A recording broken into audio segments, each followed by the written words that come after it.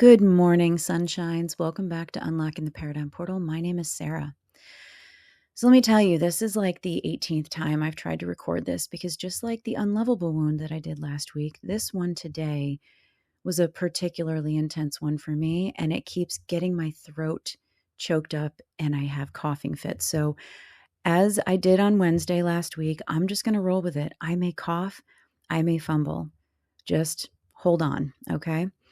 So last week we went deep into the three wounds that build the open vessel: the unworthy wound, the unlovable wound, the unsafe wound. And if you were here for Sunday's deep dive, that was yesterday, you heard me talk about the boat and what it means to finally close the bottom. So this week we're going to go somewhere new because those three wounds, they don't just live in you quietly. They generate responses and coping strategies, entire personality architectures built around keeping you safe from the thing the wound is most afraid of. So this week, we're going deep. We're talking about what those responses look like. Today, we're talking about the trapped wound. Wednesday is the defective or there's something wrong with me wound. And Friday is the bad wound, which shows up as feeling guilty. And I want to warn you right now, these ones are going to hit differently because these aren't just about what happened to you. These are about what you do with what happened to you. And that part is a little harder to look at. So if you're feeling uncomfortable, lean into it. I'm right here. I've got your back, okay? You know what you do when something good shows up? You look for the exit. Not consciously and not in a dramatic, I need to sabotage this kind of way. Just quietly, like a little scan of the room or a small inventory of what it would cost you to be in this, like really in it, and what it would cost you to leave.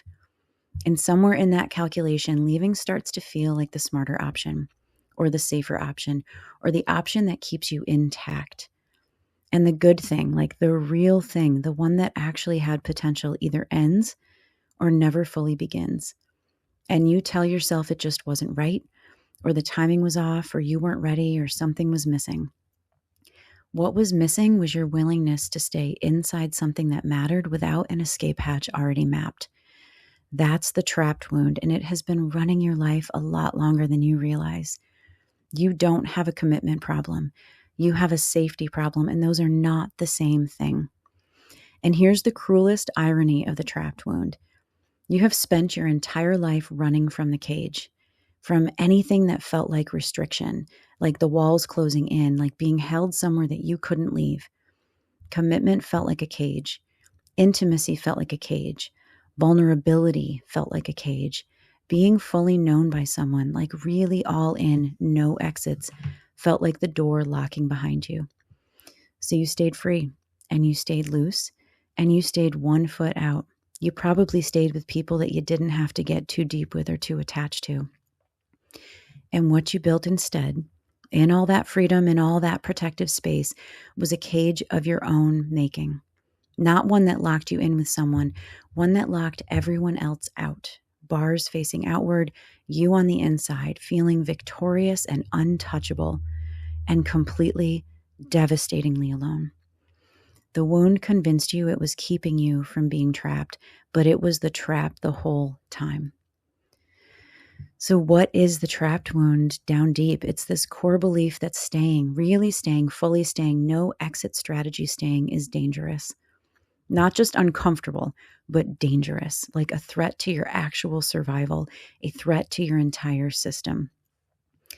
And it's not the same as the unlovable wound, although they're cousins of sorts. The unlovable wound says, I won't be chosen. And the trapped wound says, even if I am chosen, I cannot afford to be held. Because held means no way out. And no way out means if this goes wrong, I am completely at the mercy of someone else's choices.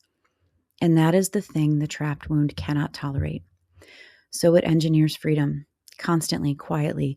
It keeps 1 foot out the door in every significant relationship. It resists labels. It resists depth.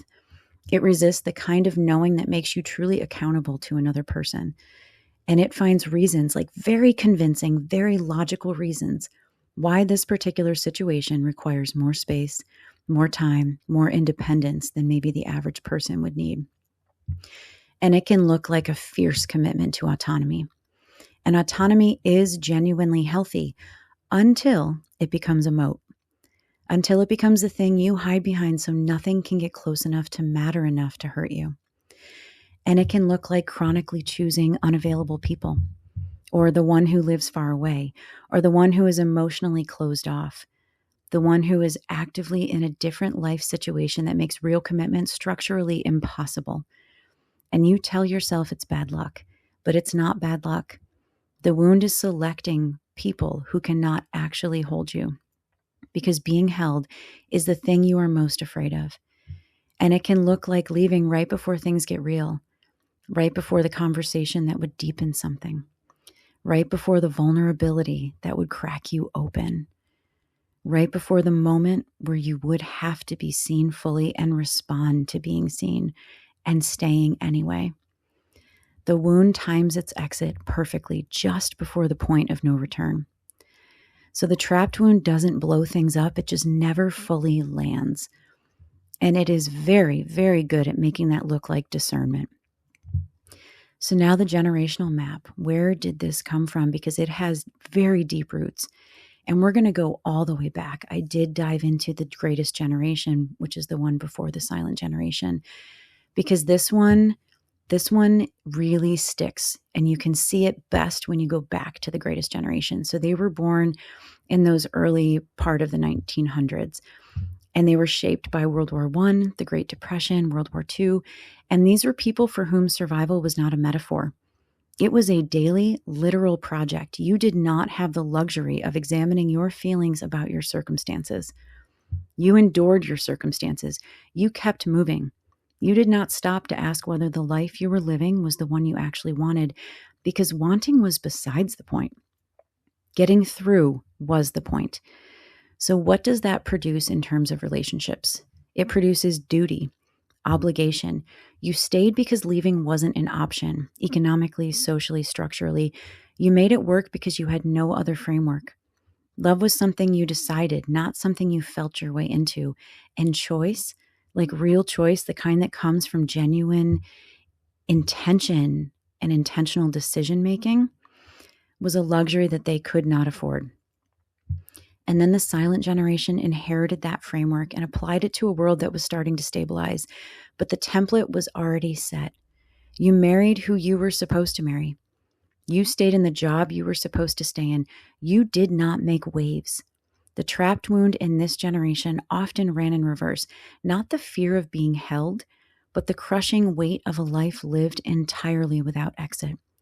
They were trapped in the literal sense, and they passed that down. And then the boomers, they grew up in the post-war boom, stable homes, stable marriages, the picture of the American dream on the outside. But stable doesn't mean healthy.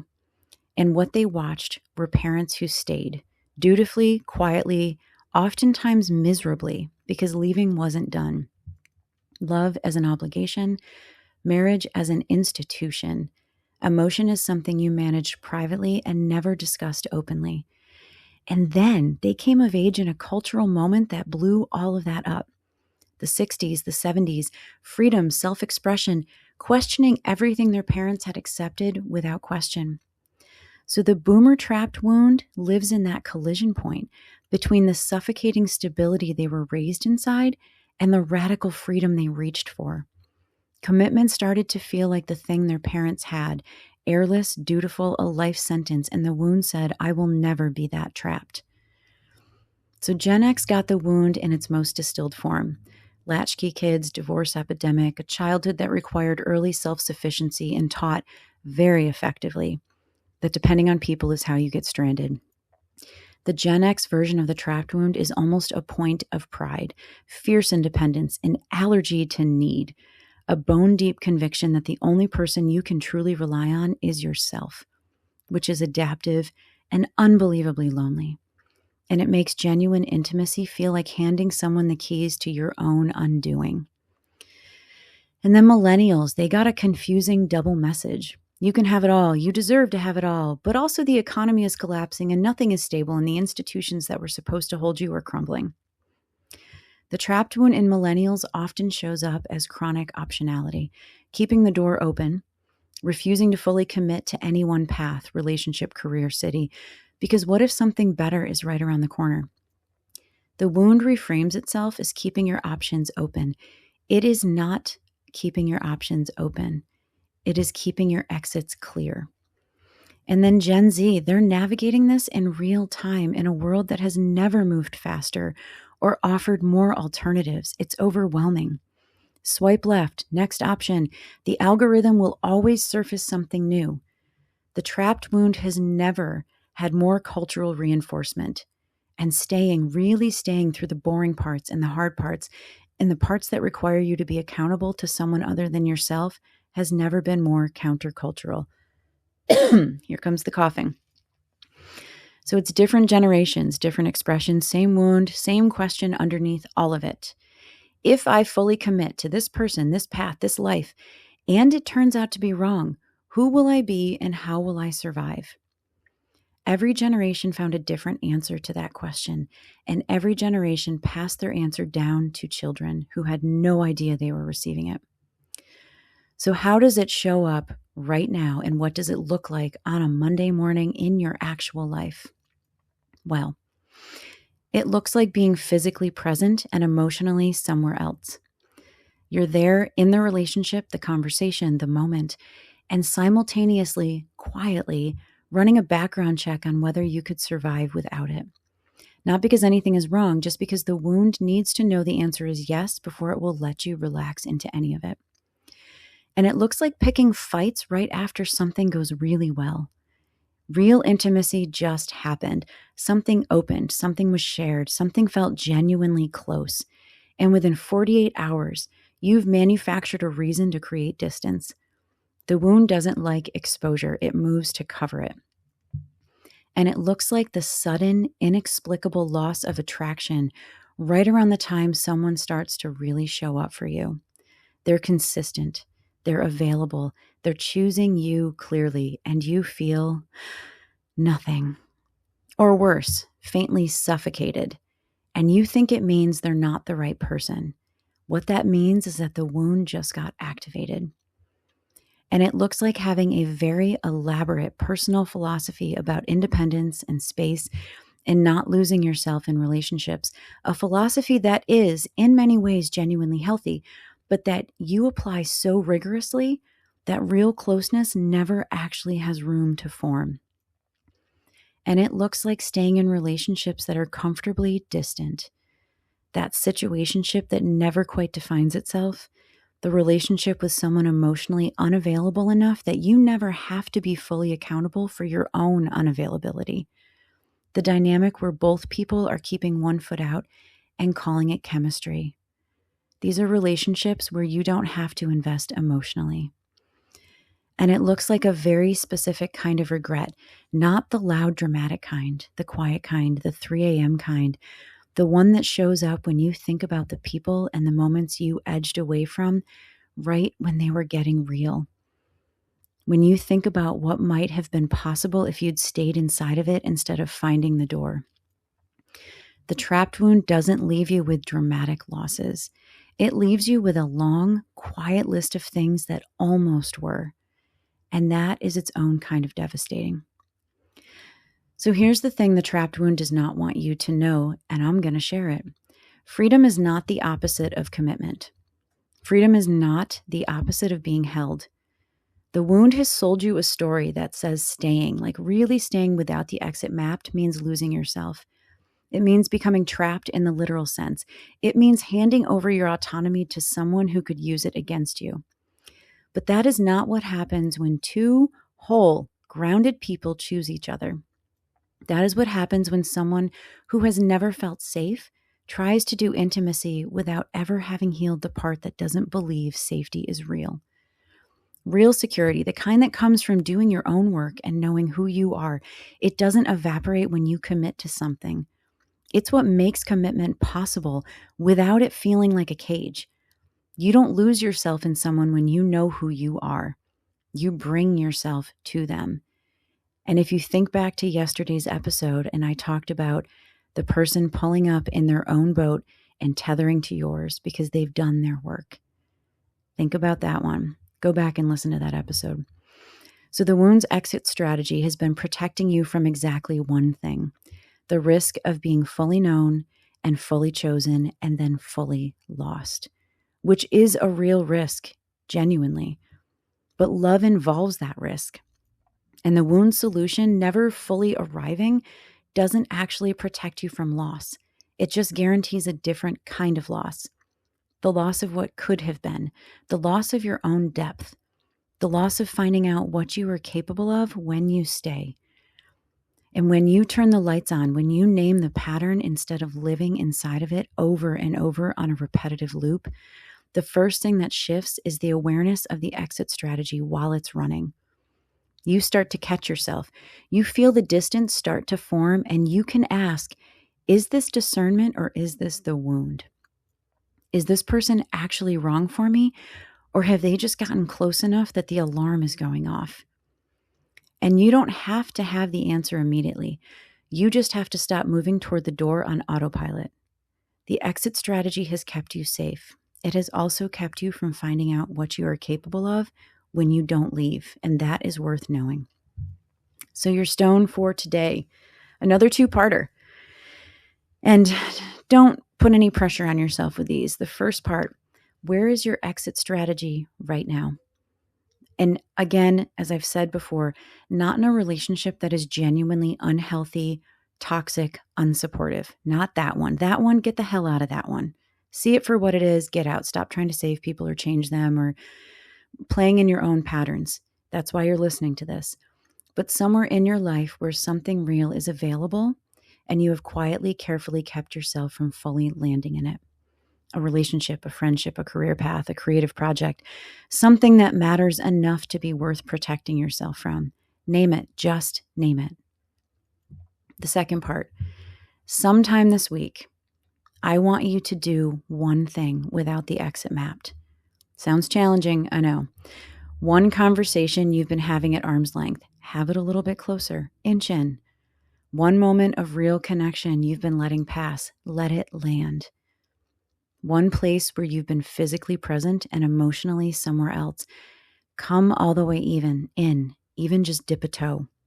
Just once, just to find out what that feels like. It's called exposure reprogramming. 3 seconds in the discomfort just to start getting your system used to it. It's not about forever. It's not a lifetime commitment. It's just one moment of not having the door propped open. That is enough. That is everything. And that is how it starts. So I will be back Wednesday.